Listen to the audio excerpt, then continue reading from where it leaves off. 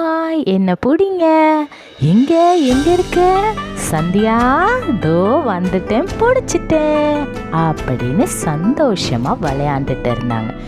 இவங்க தான் சந்தியா, சீதா.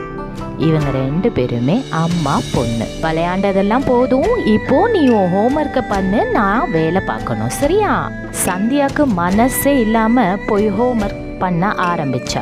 ஹோம்ஒர்க்கை பண்ணி முடிச்சிட்டா. ஆனா என்ன, டைம் தான் ரொம்ப ஆயிடுச்சு. திருப்பி அம்மா நான் ஹோம்ஒர்க் முடிச்சிட்டேன், நீங்க வாங்க விளையாடலாம், அதுவும் புதையல் விளையாட்டு விளையாடலாம் அப்படின்னு ரொம்ப சந்தோஷமா கூப்பிட்டா. ஆனா சீதாவோட முகம் மட்டும் கொஞ்சம் மாறிடுச்சு.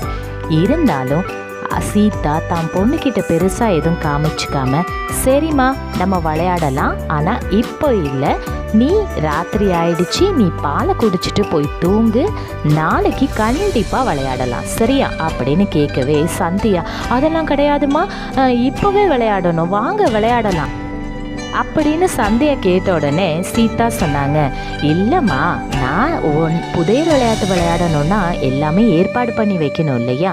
நாளைக்கு நீ எந்திரிச்ச உடனே ரொம்ப ஜாலியாக நம்ம புதையல் விளையாட்டு விளையாடலாம், சரியா? கண்டிப்பாக ரொம்ப இன்ட்ரெஸ்டிங்காக இருக்கும், நான் அதுக்கு தேவையான வேலையெல்லாம் நான் பார்க்குறேன், நீ நல்ல பிள்ளையாக பாலை குடிச்சிட்டு தூங்கணும், ஓகே அப்படின்னு சொல்லிட்டு அவளை தூங்க வச்சாங்க. வீட்டில் சீதா, சந்தியா மட்டும்தான் இருக்காங்க. சீதாவுடைய ஹஸ்பண்ட் ஆர்கியாலஜிஸ்ட், அதனால வீட்டில் இருக்க மாட்டாரு, வேற ஊருக்கு போயிடுவாரு.